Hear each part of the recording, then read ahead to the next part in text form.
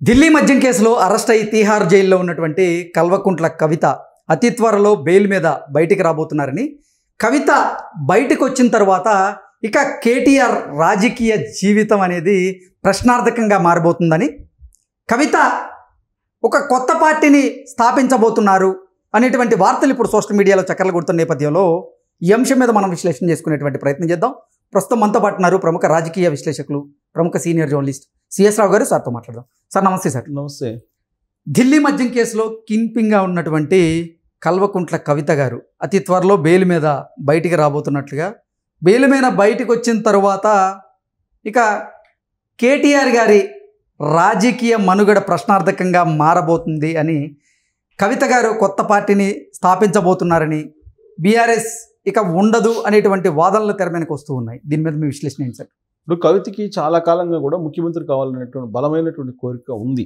Okay, అది ఎలా చెప్పగలుగుతున్నాము మనం అని అంటే, ఫామ్ హౌస్లో నలుగురు ఎమ్మెల్యేలని బీజేపీ వాళ్ళు ఏదో ట్రాప్ తీసుకెళ్తున్నారు, బేరాలు చాలుస్తున్నారని చెప్పి ట్రాప్ చేశారు బీఆర్ఎస్ పార్టీ వాళ్ళు.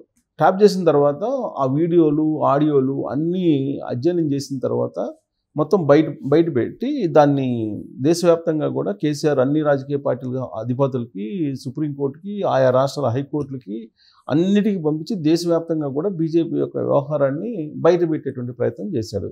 ఆ సందర్భంగా అసలు ఈ ఆపరేషన్ ఎప్పటి నుంచి జరిగింది అనే దాని మీద ఒక చర్చ జరిగినప్పుడు కవితను కూడా అప్రోచ్ చేశారు బీజేపీలోకి తీసుకెళ్ళటానికి అని చెప్పి ఆ రోజు వచ్చినటువంటి న్యూస్. ఆ విషయాన్ని కవిత కూడా ప్రెస్ మీట్లో చెప్పారు. తనకు కూడా ఫోన్ చేశారు, తనతోడు కూడా సంప్రదింపులు జరపాలనేటువంటి ప్రయత్నం చేశారు అని చెప్పి ఆవిడ చెప్పడం జరిగింది అప్పట్లోనే. అంటే సంప్రదింపులు జరిపి చర్చలు జరిపారంటే అర్థం ఏంటి? ఖచ్చితంగా ప్రభుత్వాన్ని పడగొట్టి కొత్త ప్రభుత్వాన్ని ఏర్పాటు చేసి ఆ ప్రభుత్వంలో ఏదో ఒక కీలక భాగస్వామిని కవితను చేస్తారు అనేటువంటి ఒక చర్చ అయితే జరిగి ఉండాలిగా వాళ్ళ మధ్యలో. ప్రభుత్వాన్ని పడగొడతాము అని చెప్పి ఆమెతో సంప్రదింపులు జరిపినప్పుడు ఇమీడియట్గా వాళ్ళ తండ్రికి చెప్పాలిగా, కేసీఆర్కి. కానీ ఇదంతా మొత్తం ట్రాప్ అయ్యి మొత్తం బయటకు వచ్చిన తర్వాత ఆ మాట బయట పెట్టింది ఆవిడ. అంటే అంతకుముందు ఏదో జరిగింది, బీజేపీ వాళ్ళతో కలిసి కవిత ఏదో చేసింది అనేది సింపుల్గా అర్థమయ్యేటువంటి లాజిక్కే కదా అది. సో అంటే ఎప్పటి నుంచో బలమైనటువంటి కోరిక ఉంది కవితకి, సీఎం కావాలి అనేటువంటి కోరిక. అందుకే కల్వకుంట్ల ఫ్యామిలీలో బలమైనటువంటి కోరిక సీఎం కావాలని కేటీఆర్కి ఉంది, హరీష్ రావుకు ఉంది, సంతోష్ రావుకు ఉంది, కవితకు ఉంది. వీళ్ళందరికీ ఉంది కాబట్టి కేసీఆర్ ఎవరికీ లేకుండా తనే ఉన్నారు. అధికారంలో ఉన్నంతకాలం ఆయనే సీఎంగా ఉన్నాడు. కేసీఆర్ రెండో వాళ్ళకి అవకాశం వల్ల. కేసీఆర్ రెండోసారి ముఖ్యమంత్రి అయిన తర్వాత మరుసటి సంవత్సరం నుంచి నెక్స్ట్ సంక్రాంతికి, నెక్స్ట్ దీపావళికి, నెక్స్ట్ ఉగాదికి కేటీఆర్ ప్రమాణ స్వీకారం చేయబోతున్నాడని చెప్పి ఎప్పటికప్పుడే న్యూస్ వేసుకుంటూ వచ్చారు. ఫుల్ పేజీ యాడ్స్ కూడా అనేక సందర్భాల్లో ఆయన అభిమానులు ఇవ్వడం జరిగింది. సహచర మంత్రులు కూడా బయటకు వచ్చి కాబోయే ముఖ్యమంత్రి కేటీఆర్ అని చెప్పి అనేక సందర్భాల్లో చెప్పారు.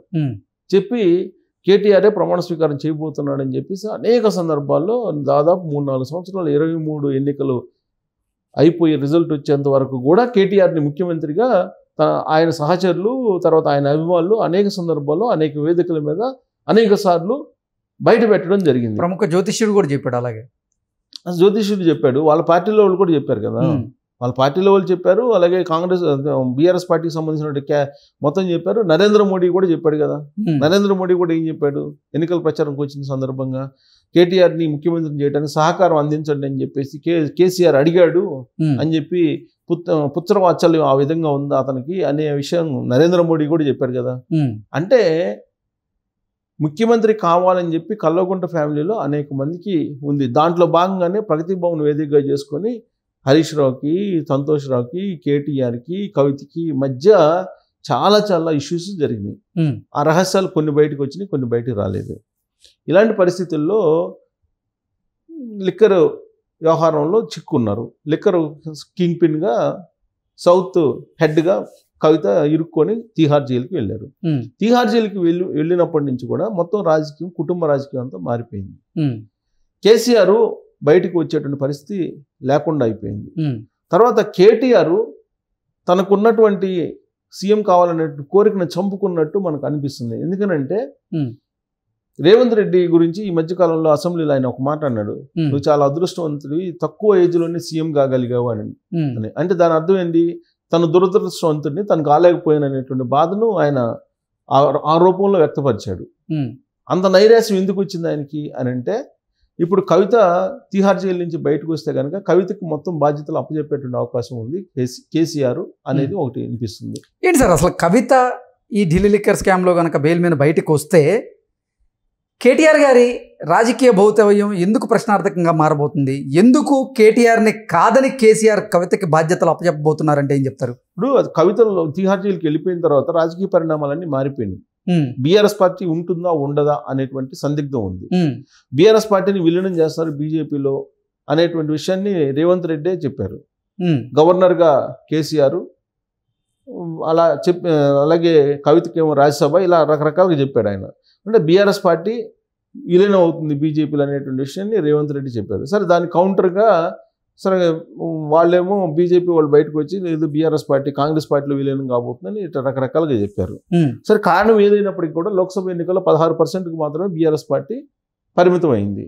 బీఆర్ఎస్ పార్టీ పరిస్థితి అయిపోయింది, మనుగడ లేదు, ఉనికి కోల్పోయింది. ఎమ్మెల్యేలు ఏమో కాంగ్రెస్ పార్టీకి వెళ్తున్నారు, ఎంపీలు అసలు లేరు అనుకో, రాజ్యసభ సభ్యులేమో భారతీయ జనతా పార్టీకి వెళ్తున్నారు. సో ఇక నుంచి బీఆర్ఎస్ పార్టీ ఉండదు.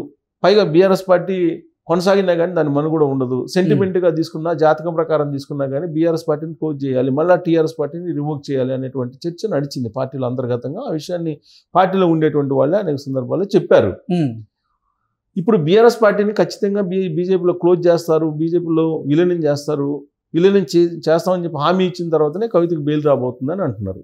సో కవితకి రేపు బెయిల్ వచ్చేటువంటి అవకాశం ఉంది.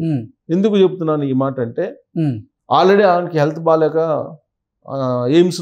ఢిల్లీ ఎయిమ్స్లో చికిత్స తీసుకున్నారని చెప్పేసి హడావుడి చేశారు 10 రోజుల క్రితం. అంతకుముందు బెయిల్ ఇచ్చిన సందర్భంగా కూడా సేమ్ ఇలాంటి హెల్త్ ఇష్యూని బయటికి తీసుకొచ్చారు. ఇప్పుడు అటు ఢిల్లీ హైకోర్టులో కానీ లేదంటే రోజు అవెన్యూ కోర్టులో కానీ ఎప్పుడు వాయిదా ఉంటే ఆ ముందు 4 రోజుల ముందు ఆమెకి హెల్త్ బాగాలేకపోవటం, హడావుడి చేయటం ఇవన్నీ మనం చూస్తున్నాం. హెల్త్ కండిషన్స్ మీద మధ్యంతర బెయిల్ కోసం వీళ్ళు ప్రయత్నం చేస్తున్నారు అనేది జరుగుతున్నటువంటి పరిణామాలను బట్టి మనకు అర్థమవుతుంది. ఇంకొక వైపు ఇదే ఢిల్లీ లిక్కర్ స్కామ్లో ఆడ బెయిల్ వచ్చింది, మనీష్ సిసోడియాకి బెయిల్ వచ్చింది. అలాగే కేజ్రీవాల్కి కూడా బెయిల్ రావడానికి సిద్ధం అవుతుంది అక్కడ. సో ఇలాంటి పరిస్థితుల్లో కవితకి హెల్త్ కండిషన్ ఇష్యూలో ఆమె హెల్త్ ఏదో బాగలేదు అని చెప్పి, ఒక 10 కేజీలు తగ్గిందని చెప్పేసి, బీపీ డౌన్లో ఉందని చెప్పి, ఎయిడ్స్ పేషెంట్ల మధ్యలో ఉండాల్సి వస్తుందని చెప్పి రకరకాలుగా ఆమె హెల్త్ ఇష్యూస్ సివియర్గా ఉన్నాయనే దాన్ని ఎక్స్పోజ్ చేసేసి మధ్యంతర బెయిల్ తీసుకురావడానికి రంగం సిద్ధమైపోయింది. 27వ తారీఖున అంటే మంగళవారం రోజున సుప్రీంకోర్టులో దాని తీర్పు రాబోతుంది. ఆల్రెడీ విచారణ పూర్తయింది మొన్న. సో దాని తీర్పు రాబోతుంది. సో సుప్రీంకోర్టులో ఆమెకు మధ్యంతర బెయిల్ కండిషన్స్తో కూడినటువంటి మధ్యంతర బెయిల్ వచ్చేటువంటి అవకాశం ఉంది. అందుకే 20 మంది ఎమ్మెల్యేలు తీసుకొని కేటీఆర్ ఢిల్లీ వెళ్ళాడు. ఢిల్లీ నుంచి ఆమెని సాదర స్వాగతంతో ఢిల్లీ వీధుల్లో ఊరేగిస్తూ తెలంగాణకి తీసుకొచ్చేటువంటి అవకాశం ఉంది. ఈ పరిణామం ఎటువైపు దారితీస్తుంది అని అంటే, బీఆర్ఎస్ పార్టీ అయితే క్లోజ్ అయిపోతుంది. దాని స్థానంలో కవితది ఆల్రెడీ ఉంది, ఒకటి స్వచ్ఛంద సంస్థగా ఆవిడ నడుపుతున్నారు. ఇది తెలంగాణ జాగృతి అనేది. ఆ తెలంగాణ జాగృతిని రాజకీయ పార్టీగా మార్చబోతున్నాం అనేది అప్పట్లోనే కవిత జైలుకు పోకముందే ఆల్మోస్ట్ కొన్ని సూచనలు సలహాలు ఇచ్చి రాష్ట్ర కమిటీలు, జిల్లా కమిటీలు, మండల కమిటీలు అన్నీ ఏర్పాటు చేయాలనేటువంటి ఆలోచన చేశారు. సో కాబట్టి బీఆర్ఎస్ పార్టీని బీజేపీతో ఒప్పందం ప్రకారం క్లోజ్ చేసేసి తెలంగాణ పేరుతోటి ఉండేటువంటి జాగృతి పార్టీ, తెలంగాణ జాగృతి పార్టీని రిజిస్టర్ చేసేసి ఆవిడని అధ్యక్షురాలు చేసి ఆవిడని ప్రజల్లోకి పంపించి జైల్లోకి వెళ్ళొచ్చింది కాబట్టి సింపతితోటి, లేదంటే మహిళ కాబట్టి ఇలా ఇబ్బంది పెట్టారని చెప్పి ప్రజల్లోకి వెళ్ళి ఈ కవిత రూపంలో పార్టీని, తెలంగాణ జాగృతి పార్టీని, తెలంగాణ అనేటువంటి సెంటిమెంట్ ఉంది కాబట్టి, ఇప్పుడు తెలంగాణ అనే పదం లేదు కాబట్టి బీఆర్ఎస్ పార్టీని ఆదరించట్లేదు అనేటువంటి ఒపీనియన్కి వచ్చేసారు వీళ్ళు. సో తెలంగాణ పదంతో తెలంగాణ జాగృతి అనేటువంటి పార్టీని రివోక్ చేసి ఆవిడ్ని అధ్యక్షురాలు చేసి ఆవిడ్ని ఎన్నికలకు నెక్స్ట్ ఎలక్షన్కి సిద్ధమయ్యేలాగా కేసీఆరే ప్లాన్ చేస్తున్నాడు. కాబట్టి కాబోయేటువంటి ముఖ్యమంత్రి అభ్యర్థి ఎవరు అని అంటే కవిత, కల్వకుంట్ల ఫ్యామిలీ నుంచి. సో కాబట్టి శాశ్వతంగా కేటీఆర్ కళ అనేది అది దాదాపుగా సమాధి అయిపోయినట్టు అని చెప్పి బీఆర్ఎస్ పార్టీలోనే చర్చ జరుగుతుంది. మరి కేటీఆర్ గారు బీఆర్ఎస్ నుంచి 20 మంది ఎమ్మెల్యేలను ఈరోజు ఆయన హస్తినకు తీసుకెళ్తున్నటువంటి నేపథ్యంలో ఏంటి అసలు హస్తిన వేదికగా కేటీఆర్ ఎటువంటి ప్లాన్స్ చేయబోతున్నారు? అంటే భారతీయ జనతా పార్టీలో బీఆర్ఎస్ని విలీనం చేసేందుకే ఈ 20 మంది బీఆర్ఎస్ ఎమ్మెల్యేలను ఆయన హస్తినికి తోలుకుపోతున్నారా, లేదంటే చెల్లికి బెయిల్ వస్తున్నటువంటి నేపథ్యంలో ఆవిడికి ఘన స్వాగతం పలికేందుకే ఈ 20 మంది బీఆర్ఎస్ ఎమ్మెల్యేలను హస్తినికి తోలుకొని అంటే ఇప్పుడు 20 మంది ఎమ్మెల్యేలు విలీనం కావడానికి హస్తినికి తీసుకెళ్లాల్సిన అవసరం లేదు. అక్కడ రాజ్యసభ సభ్యులు విలీనం అయిపోతే విలీనం అయిపోద్ది. ఇక్కడ ఎమ్మెల్యేలు ఎలాగో విలీనం అవుతారు, కాంగ్రెస్ లో అయిపోతుంది. పార్టీ విలీనంకు సంబంధించిన ప్రక్రియకి ఆల్రెడీ వాళ్ళు ఒక తీర్మానం చేసి సంతకాలు పెట్టుకుంటారు. వీళ్ళు 20 మందిని ఆడ తీసుకెళ్లి పేరెడ్ నిర్వహించాల్సిన అవసరం లేదు. మరి ఎందుకు ఈ 20 మందిని ఢిల్లీకి వెళ్ళబోతున్నారు అంటే 27వ తారీఖున సుప్రీంకోర్టులో మధ్యంతర బెయిల్ రాబోతుంది. కండిషన్స్ తో కూడిన మధ్యంతర బెయిల్ కవితకి హెల్త్ కండిషన్స్ దృష్ట్యా ఆవిడ్ని ఢిల్లీ వీధుల్లో ఊరేగించి ఆవిడని ఒక జాతీయ నాయకురాలుగా లేదంటే కాబోయేటువంటి తెలంగాణ ముఖ్యమంత్రి అభ్యర్థిగా ఫోకస్ చేయాలంటే కనుక ఆవిడకి ఎలివేషన్ ఇవ్వాలి. సో ఢిల్లీ నుంచి తెలంగాణ దాకా హైలైట్ చేసేసి రాబోయేటువంటి కాలంలో కాబోయేటువంటి లీడర్ ఈవిడేను కల్వకుంట్ల ఫ్యామిలీ నుంచి ఈవిడే ముఖ్యమంత్రి అభ్యర్థిని ఎలివేట్ చేయడానికి అలాంటి ప్లాన్ చేసి తీసుకెళ్ళి ఉంటారు 20 మంది. అంటే తనని తానే ముఖ్యమంత్రి అభ్యర్థిగా చెప్పుకున్నటువంటి కేటీఆర్ గారు, అంటే తనని తానే ముఖ్యమంత్రి అభ్యర్థిగా చూసుకున్నటువంటి కేటీఆర్ గారు ఇప్పుడు తనని కాదని తన సోదరిని ముఖ్యమంత్రి అభ్యర్థిగా ప్రమోట్ చేయగలరా అంటే ఏం చెప్తారు? అనివార్యంగా చేయాల్సిన పరిస్థితి ఏర్పడుతుంది. ఎందుకనంటే ఇప్పుడు తిహార్ జైలుకి వెళ్ళి వచ్చింది ఎవరు? కవిత. కాబట్టి ఆవిడకే కేసీఆర్ ప్రాధాన్యత ఇస్తున్నాడు. అందుకే కేసీఆర్ ఈ మధ్యకాలంలో కవిత గురించి అనేక విధాలుగా ఆయన మానసిక వేదనకు గురయ్యి ఆయనకు కూడా హెల్త్ బాగాలేదు, ఆయన హెల్త్ కండిషన్ కూడా బాగలేదు అని అంటున్నారు.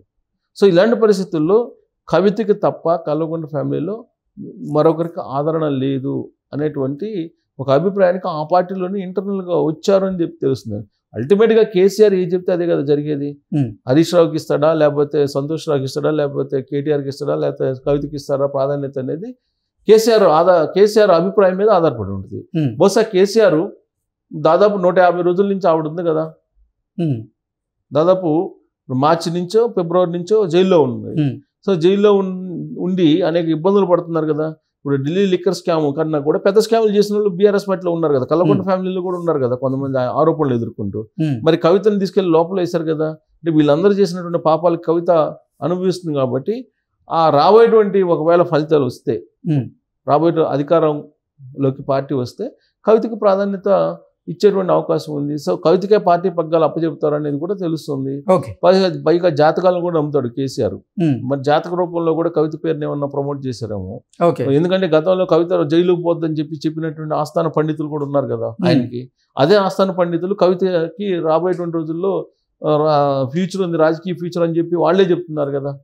సో కాబట్టి రాబోయేటువంటి రోజుల్లో కవిత కల్వకుంట్ల ఫ్యామిలీ నుంచి ముఖ్యమంత్రి అభ్యర్థిగా ఒకవేళ పార్టీ కనుక ఉంటే ఆవిడ అయ్యేటువంటి అవకాశం ఉంది అని చెప్పి మనం విశ్లేషణ చేసుకోవచ్చు.